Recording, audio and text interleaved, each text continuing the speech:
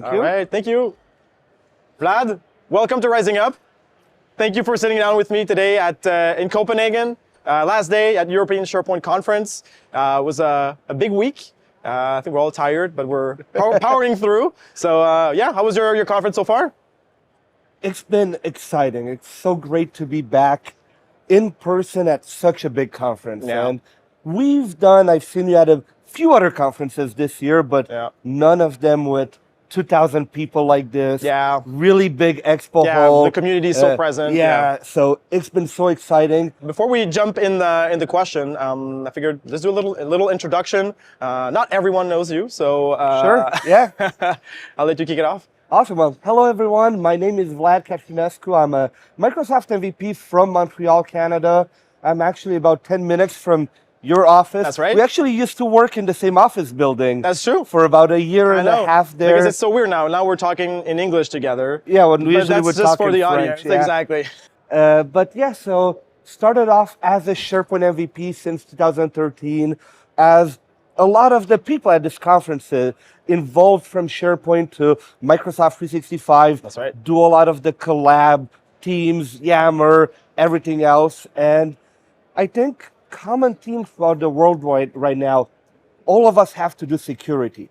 That's I right. was actually expecting my topic at the conference to be a bit more on the niche side because, usually you see the getting started with SharePoint and things like that. They're like the top attended ones. Yeah. So I was like, let me do something a bit more niche, less in people, depth, Microsoft 365, identity, security, and compliance. And it was the second most popular workshop. There you go. I had 100 people. I thought it was going to get 30 people, really dedicated. But it was great to see how big of a topic this has become, especially with how much, when it doesn't go well, you get in the news. And unlike what they say, nobody wants that. Yeah, not all marketing is good marketing. So I agree. that doesn't apply to security. Yeah, absolutely. So so that's a bit how I got here, and it's really been a great topic to talk to people about this, as it's a challenge for every organization out there. Has to touch it, right? Wonderful. So now that we're all acquainted, I guess we can start with a first question. So I wanted to start off by asking you, of course, in Microsoft, there's a lot of functionalities, a lot of new features, apps coming out that can help on the security side. To the point sometimes we have a hard time keeping up to some point. So yeah, what are some of the functionalities you feel that are especially useful for managing guest access, external access, or just identifying security gaps in general for Microsoft 365? Sure. So let me start by saying I'm somebody that, again, came from the collab side. So looking at what are the kind of the tools that help me the most figure out those things. In Microsoft 365 and in Azure, you have your secure score and compliance score. For me, those are the easiest ones because basically Microsoft does a lot of the work for you, and then you have a list of things you should do. And it's a bit of a gamification. I'm a bit competitive. And when you go in at that portal, you see you're at like 50, 60%. I'm like, I want to get 100. And then the competitive ones. They give you a list of activities based on order of importance, of order of impact, but they also give you more points. So basically, they give you a to-do list of things you should do to make your environment more secure and compliant. And you start off with the things that give you a better bang for your buck, Exactly. Then you go to the ones that they're good to do, but you don't have to do them today. Yeah, exactly. The ones at the top is do them yesterday, basically. So that, and Microsoft, like you said, they always add new things. They always add new features. So it's really important whether you're a SharePoint admin, a Teams admin, or you do the whole thing because you're in a smaller company, make sure you keep up to date. Even at Ignite, they announced about 20 new features, security only for SharePoint and OneDrive. Yeah. So really have to follow. And that's a really good point. That was actually one of my later questions, but while we were talking about it, might as well ask it now. Since there's always new stuff coming out, it's hard to keep up. And as much as we want to share as much as insight in this short interview, the whole security conversations goes way beyond that. We can't cover everything. What are some of those resources that you think that are really valuable that'll be basically updated over time and they'll help IT leaders stay up to date with everything that's happening on the security side? Yeah. So my favorite one is the tech community blog. Okay. So techcommunity.microsoft.com. It's a mix of both a community where you have forums, community members interacting with each other, but that's also where Microsoft has all of their official product blogs. So you have a SharePoint blog, you have a OneDrive blog, a Teams blog, and that's the first place where Microsoft will announce, hey, this is coming. So at Ignite, they had a blog only on security for files, where they announced everything. That sometimes it's 6 months in advance. So as a leader, maybe that's where you should go. If you're an IT pro, you have access to the message center. Make sure to use the planner integration. So for those of you that don't know what it is, you can basically say for any new message that we get in the message center, we get all of the things that affect your tenant, create a task in Planner. Really? Yeah. I didn't know that. So they'll create a bunch of tasks. And then every week, get together with your whole change management IT team. Yeah. Say, sit down hey, and go through the this Planner. is for the SharePoint admin. This is for the Teams admin. Separate them. Assign and the go. tasks. Yeah, assign the task and go through them. Will this affect us? Do we want to use it? Do we want to disable it? And again, I like to-do lists. Maybe because I'm a bit all over the place, so I need that to I can relate to that. I don't want to lose track of anything. So if I have it in Planner, I know I need to mark it to done, and I won't forget it. So that's a good way that I like to keep up to date and not miss anything. That's actually a great tip. I'm actually going to look into that.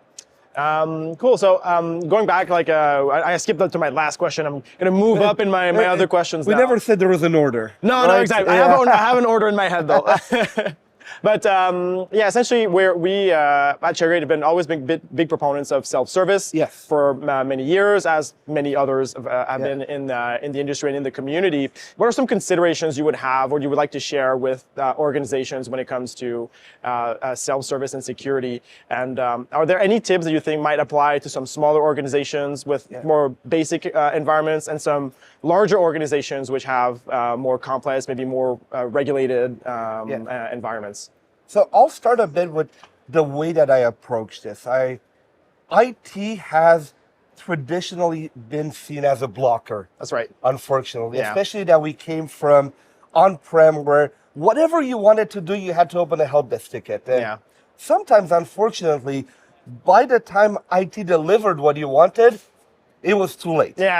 So what happened is that we had this shadow IT got invented basically as a term, because people would be like, hey, I don't want to wait on IT. I'll just put $99 on Dropbox or something else. I'll get the job done, and I don't have to talk with IT because they're slow. We don't want to have that anymore. We want IT to be an enabler, not a blocker. And I know it's scary for IT people to say, let people create their own teams and manage it after. But look at it from the point of view that it's better that everything that happens is a bit more free in your sandbox that you control. You have your data loss prevention, sensitivity labels. You have controls around your sandbox. But it's still better that you have it there than in a system you have no idea about. And then you have things no control over 8 different clouds with no compliance, no security, no anything. So I would say look at all of the available features that you have, from lifecycle management, that's automatic, access reviews, configure your sensitivity and data loss prevention policies. But let people be productive. And let the tools that you have, whether it's a third-party tool or Microsoft built-in, do their own job, because you don't get charged if you have 100 or 10 teams. You don't get charged per team. It's only making sure it's clean, but we want people to be productive and find a way to empower the people, educate them, empower them to be productive but responsible. Yeah. So in terms of we're talking about self-service, obviously we talked about the IT role in self-service, but obviously there's the flip side to that is that the end users now have a role in the security Yes. more than ever, right? How do you see involving the end users in this kind of like whole security the discussion? I think it's a lot about the education. Right. I think a lot of us like at least to think that we know about security. We like to know, we like to think that if we get a fake email, we will realize it. Yeah. But I've worked in IT companies that have gotten hacked because somebody working in IT did not realize it. Yeah. Clicked on the wrong We're link. more vulnerable than we think. Yeah. Microsoft gives you so many tools. For example, you have a phishing simulator. You can actually go in with a click, send phishing emails to all the employees of your company, Yeah. get the data, and then have a presentation saying, why is security important? Well, 80% of you failed the test. Here's the proof. Here's the proof that we don't want to put you guys in trouble. But this is why it's important to learn about it, because if not, so many companies have security training, which is the most boring thing ever. Yeah. You go in and then you have somebody talking for 4 hours on slides, and you kind of play it while you go play Call of Duty, play something else. Just put the checkbox next. Yeah. For the checkbox. But I find a way of doing the test, coming back with the numbers to tell people that, hey, humans in a way are the weakest link That's right. in the whole system. So we have to train them, and we have to tell them, hey, it's a two-way trust. That's right. We trust you to be more productive. We want to enable you, but you also have more responsibility. You have more responsibility as well. For sure. But try to get the numbers. People will respond a lot more if you do the numbers, if you show them the impact the that vulnerabilities. what they do can have on the company. Yeah. And his considerations, especially on the kind of like Teams and SharePoint aspect, where I'd say like we talk a lot about like phishing, which is a really, really big threat. And his special consideration more on kind of like the productivity tools like SharePoint and Microsoft Teams. So you have, again, Teams, there's so many things. You probably have, I know you guys are everything self-service. Yeah. You like to go very, very open. And I'm sure it's happened to you that you actually had somebody write to you on Teams from like an external domain, and you got like a weird chat message, things like that. So those things can happen. Yeah. And that's not just your email, all of our content. It's not only about email. You might get a fake email or fake like notification. Somebody shared a file with you in SharePoint. Yeah. They're like, hey, I know this email layout. You might get that via Teams, a chat. It might be everywhere. So we really have to be protective. And again, you look at data loss prevention policies, for example. How do we make sure that even if we have sensitive information, what are the different tools we can apply to not tell people, hey, you can't share externally, but automatically say, hey, you made a mistake, you uploaded the wrong document, it had sensitive information. Teams will detect that and say, hey, we blocked it. Something happened, and it might automatically block it for you. You might have a chat with IT that tells you, hey, be more careful next time. Right. But still, we don't block you from sharing everything. Coming back to those guardrails and that sandbox. Yeah, that sandbox of we'll enable you, but we're still gonna make sure that if you do something wrong, we'll know. Absolutely. In terms of the kind of like the admin center, there's always a lot of new functionalities. Again, there's a lot of stuff coming out. Any recent features or announcements that have got you especially excited, or then you think IT pros and IT leaders, IT admins should look into and should look to leverage, especially kind of like in the upcoming year? Sure. One of my favorites was at Ignite. One of the problems we had with permissions, especially in Microsoft 365 groups, was that your teams groups had the same permission, and then you could add extra stuff in SharePoint. So that could have created a bit of a disconnect between your team membership and SharePoint. Right. You can now actually force the SharePoint connected to the team to have the same permission as the group, Okay. as an actual policy. Right. So if you really want to push your collab to say, you know what, we're going to use Teams, we're going to use SharePoint, we don't want to have a permission disconnect Yeah. between the two, you can have a policy that says Okay. you can have that. Whereas before, you needed scripts, you needed reports, you know, things like that. Now you can make that the default baseline experience. So I'm assuming that only works for just like new basically team sites that are created via like You the can group, apply right? it to everything existing. Oh, really? Okay. With the big, I would still do reports before, Yeah. because then basically you're gonna clear everything else. So, you might you're get gonna a lot- override like the permission. You might get a lot of help desk tickets. Okay. Yeah. Okay, They did consideration, yeah. They did the same thing for OneDrive, so it's the same kind of policy. We can say those people can only have a OneDrive or have access to OneDrive. And even if you had a OneDrive before, it will now block you. So Okay.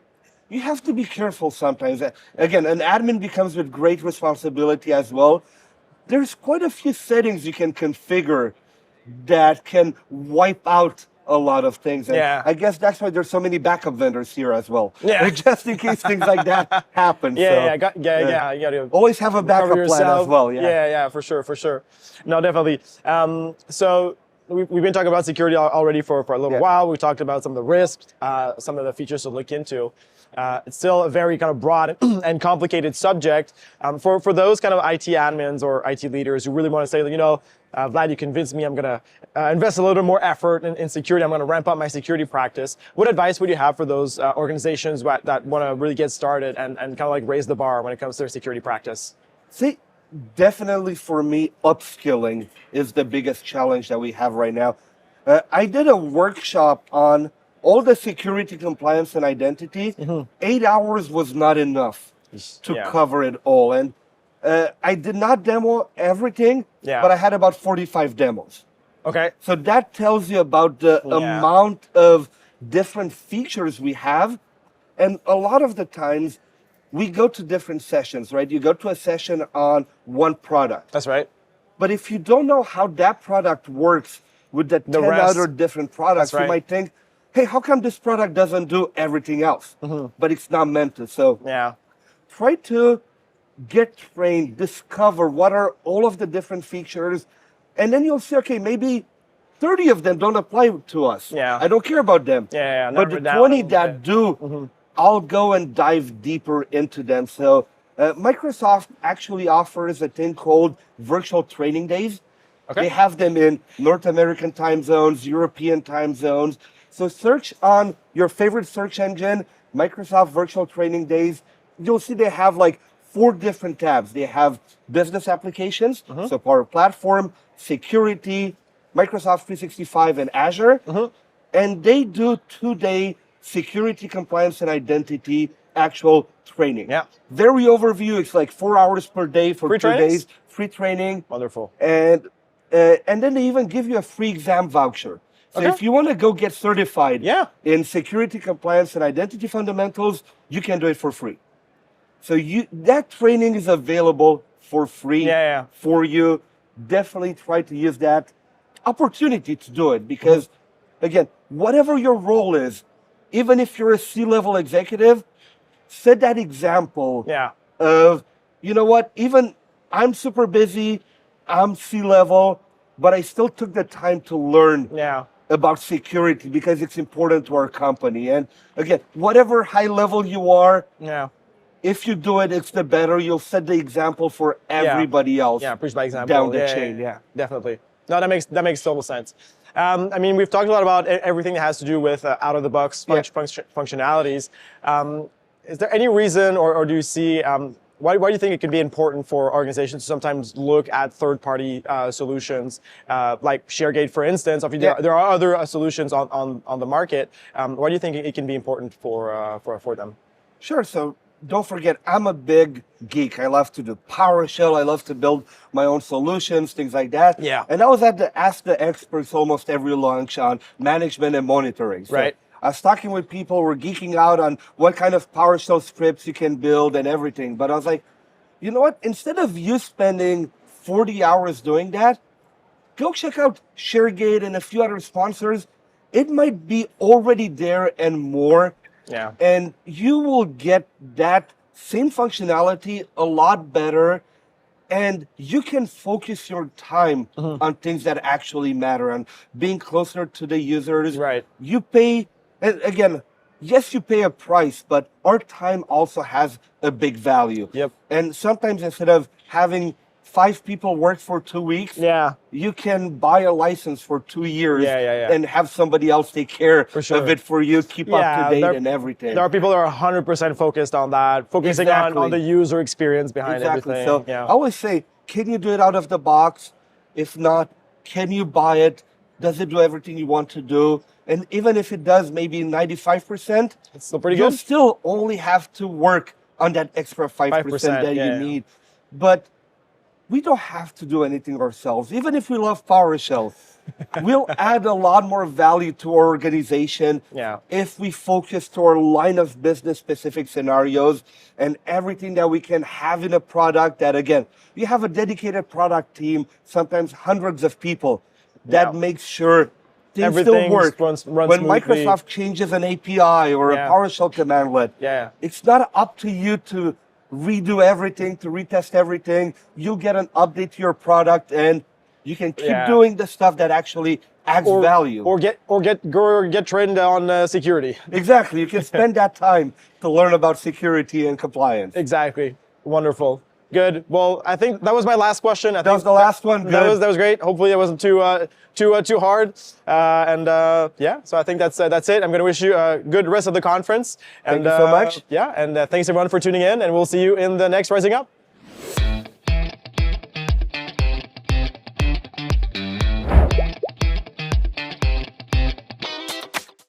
Learn about it, because if not, so many companies have the boring. See, this is what can happen if you don't pass security training. For those of you that don't see what's happening, little incidents. A few things. No one's in danger. Nobody's hurt.